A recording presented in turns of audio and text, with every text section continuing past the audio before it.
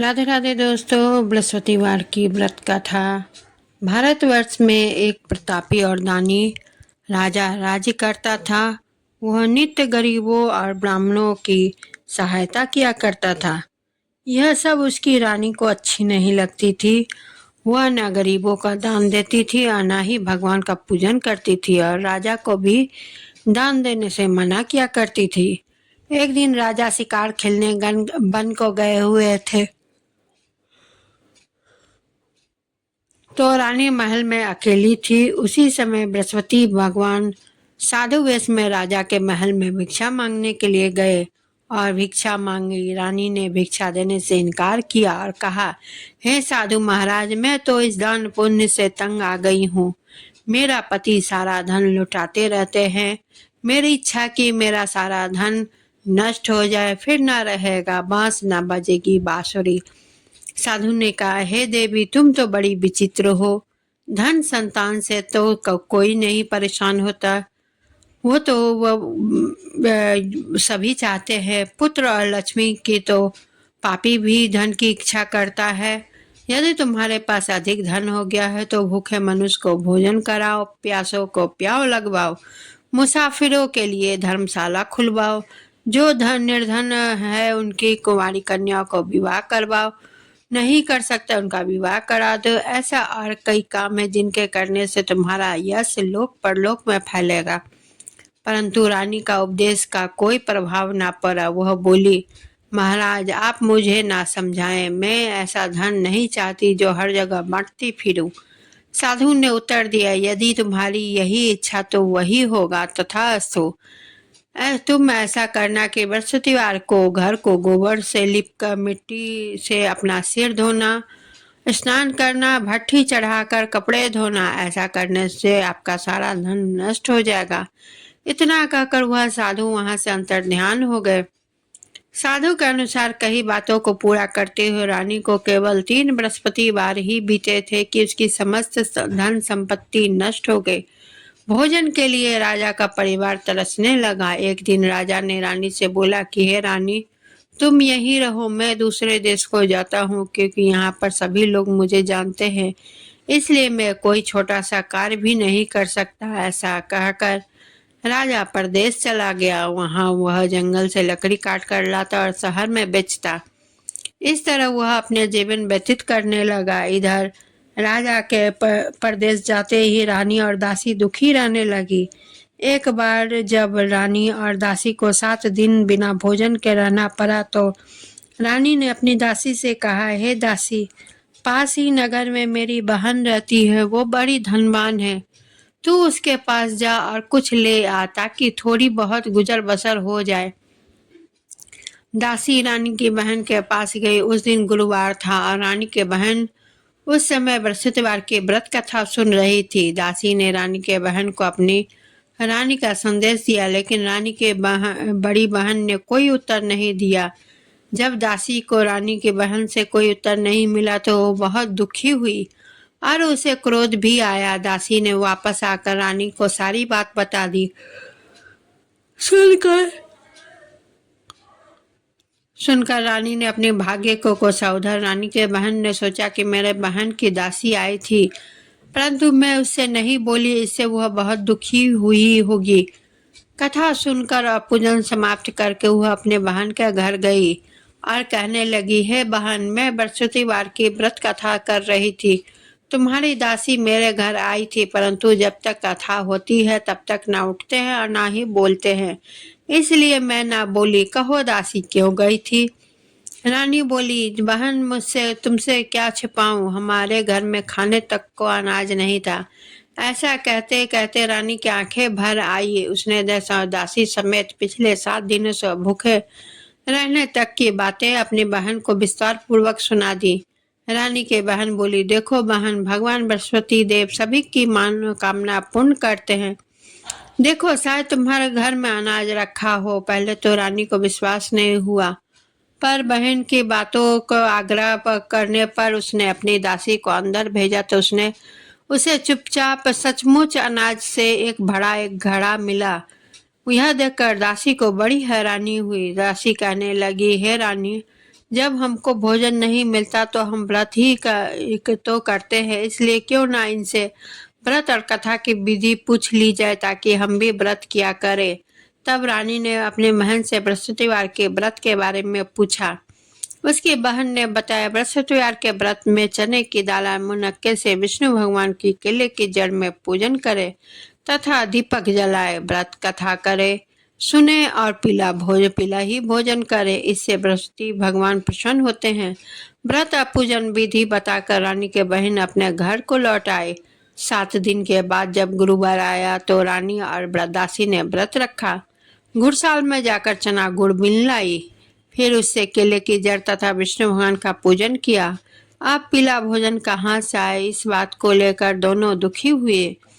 क्योंकि उन्होंने व्रत रखा था इसलिए बृहस्पति देव उनसे प्रसन्न थे, इसलिए वे एक साधारण व्यक्ति का रूप धारण कर 2 थालों में सुंदर पीला भोजन दासी को दे के गए। भोजन पाकर दासी प्रसन्न हुई और फिर रानी के साथ मिलकर भोजन ग्रहण किया। उसके बाद वे सभी गुरुवार को व्रत और पूजन करने लगी। बृहस्पति भगवान की कृपा से उनके पास फिर से धन संपत्ति आ गई, परंतु रानी फिर से पहले की तरह आलस्य करने लगी। तब दासी बोली, देखो रानी, तुम पहले भी इसी तरह प्रकार आलस्य करती थी, तुम्हें धन रखने में कष्ट होता था, इस कारण सभी धन नष्ट हो गया, और अब जब भगवान बृहस्पति की कृपा से धन मिला है तो तुम्हें फिर आलस्य होता है। रानी को समझाते हुए दासी कहती है कि बड़ी मुसीबतों के बाद हमने यह धन पाया है, इसलिए हमें दान पुण्य करना चाहिए, भूखे मनुष्य को भोजन कराना चाहिए और धन को शुभ कार्यों में खर्च करना चाहिए, जिससे तुम्हारे कुल का यश बढ़ेगा, स्वर्ग की प्राप्ति होगी और पितर प्रसन्न होंगे।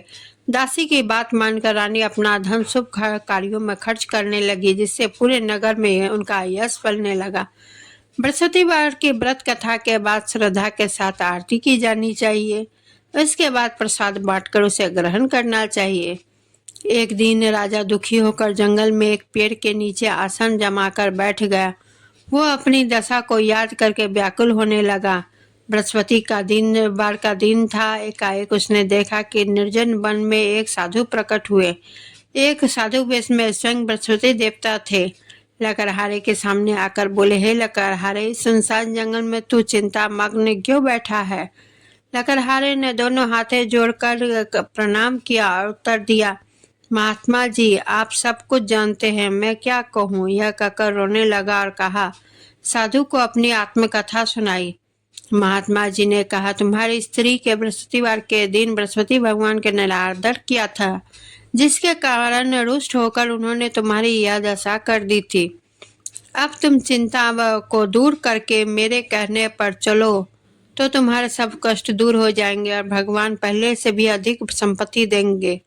तुम बृहस्पतिवार के दिन कथा किया करो, 2 पैसे के चने मुनक्का लाकर उसका प्रसाद बनाओ और शुद्ध जल से लोटे में शक्कर मिलाकर अमृत तैयार करो।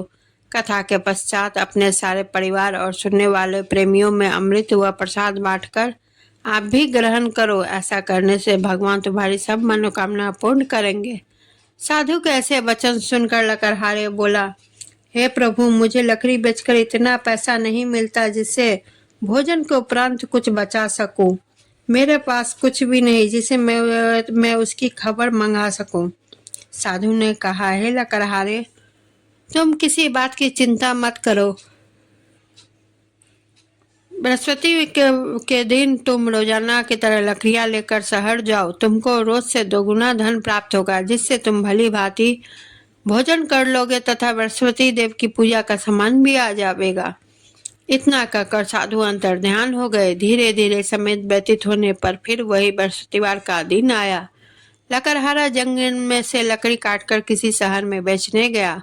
उसे उस दिन से और अधिक पैसा मिला। राजा ने चना गुड़ आदि लाकर गुरुवार का व्रत किया। उस दिन से उसके सभी क्लेश दूर हुए, परंतु जब दोबारा गुरुवार का दिन आया तो बृहस्पतिवार का व्रत करना भूल गया। इस कारण भगवान बृहस्पति देव नाराज हो गए। उस दिन उस नगर के राजा का विशाल यज्ञ का आयोजन किया था।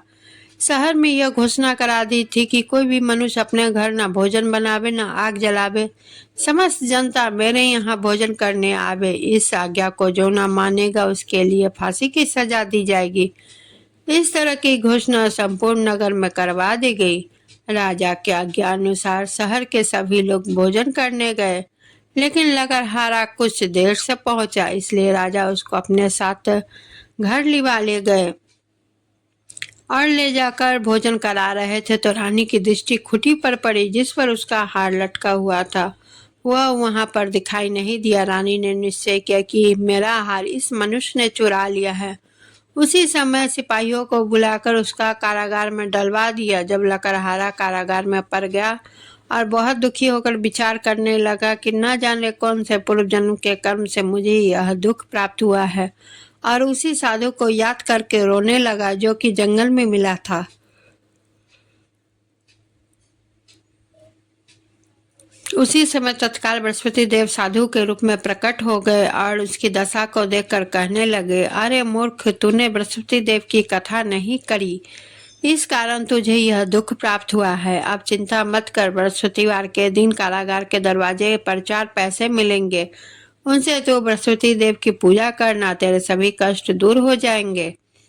बृहस्पतिवार के दिन उसे 4 पैसे मिले। लकड़हारे ने कथा कही। उसी रात्रि को बृहस्पति देव ने उस नगर के राजा को स्वप्न में कहा, हे राजा, तुमने जिस आदमी को कारागार में बंद कर दिया है वह निर्दोष है, वह राजा है, उसे छोड़ देना। रानी का हार उसी खूंटी पर लटका हुआ है। अगर तू ऐसा नहीं करेगा तो मैं तेरे राज्य को नष्ट कर दूंगा।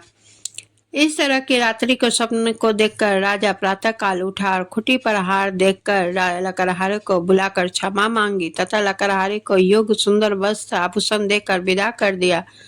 बृहस्पति देव की आज्ञा अनुसार लकड़हारा अपने नगर को चल दिया। राजा जब अपने नगर के निकट पहुंचा तो उसे बड़ा आश्चर्य हुआ। नगर में पहले से अधिक बाग बगीचे, तालाब एवं बहुत सी धर्मशालाएं, मंदिर आदि बन गई थी। राजा ने पूछा, यह किसका बाग और धर्मशाला है? तब नगर के सब लोग कहने लगे, यह सब रानी और बांदी के हैं। तो राजा का आश्चर्य हुआ, गुस्सा भी आया। जब रानी ने यह खबर सुनी कि राजा आ रहे हैं तो उसने बांदी से कहा, हे दासी, देख, राजा हमको कितनी बुरी हालत में छोड़ गए थे। हमारी ऐसी हालत देखकर लौट ना जाए, इसलिए तू जा दरवाजे पर खड़ी हो जा। आज्ञानुसार दासी दरवाजे पर खड़ी हो गई। राजा आए तो उन्हें अपने साथ लिवा लाई। तब राजा ने क्रोध करके अपनी तलवार निकाली और पूछा कि यह धन तुम्हें कैसे प्राप्त हुआ है? तब उन्होंने कहा, हमें यह सब धन बृहस्पति देव की इस व्रत के प्रभाव से प्राप्त हुआ है। राजा ने निश्चय किया कि 7 रोज बाद तो सभी बृहस्पति देव का पूजन करते हैं, परंतु मैं प्रतिदिन दिन में 3 बार कहानी कहा करूंगा तथा रोज व्रत किया करूंगा। अब हर समय राजा के दुपट्टे में चने की दाल बंधी रहती तथा दिन में 3 बार कहानी कहता। एक रोज राजा ने विचार किया कि चलो अपनी बहन के यहाँ हो आवे। इस तरह निश्चय कर राजा घोड़े पर सवार हो अपनी बहन के यहाँ चलने लगा। मार्ग में उसने देखा कि कुछ आदमी एक मुर्दे को लिए जा रहे। उन्हें रोककर राजा ने कहने लगा, अरे भैया, मेरे बृहस्पति देव की कथा सुन लो। वे बोले, लो, हमारा तो आदमी मर गया, इसको कथा की पड़ी है। परंतु कुछ आदमी बोले, अच्छा कहो, हम तुम्हारी कथा भी सुनेंगे। राजा ने दाल निकाली। जब कथा आधी हुई कि मुर्दा हिलने लगा और जब कथा समाप्त हुई तो राम राम करके मनुष्य उठ खड़ा हुआ। आगे के मार्ग में उसे एक किसान खेत में हल चलाता मिला। राजा ने उसे देखकर उससे बोला, अरे भैया, तुम मेरी बृहस्पतिवार की कथा सुन लो। किसान बोला, जब तक मैं तेरी कथा सुनूंगा तब तक 4 अढ़ैया जोत लूंगा। जा अपनी कथा किसी और को सुनाना। इस तरह राजा आगे चलने लगा कि राजा के हटते ही बैल पछाड़ खाकर गिर गए तथा किसान के पेट में बड़ी जोर से दर्द होने लगा। उसी समय उसकी माँ रोटी लेकर आई। उसने जब यह देखा और अपने पुत्र से सब हाल पूछा तो बेटे ने सभी हाल कह दिया। तो बुढ़िया दौड़ी दौड़ी उस घुड़सवार के पास गई और उससे बोली, मैं तेरी कथा सुनूंगी, तू अपनी कथा मेरे खेत पर चलकर ही कहना। राजा ने बुढ़िया के खेत पर जाकर कथा कही, जिसके सुनते ही बैल उठ खड़े हुए तथा किसान का पेट का दर्द भी बंद हो गया। राजा अपनी बहन के घर पहुंचा। बहन ने भाई की खूब मेहमानी की। दूसरे रोज प्रातः काल जब जगा तो वह देखने लगा कि सब लोग भोजन कर रहे हैं। राजा ने अपनी बहन से कहा, ऐसा कोई मनुष्य नहीं जिसने भोजन नहीं किया हो, वो मेरी बृहस्पतिवार की व्रत कथा सुन ले।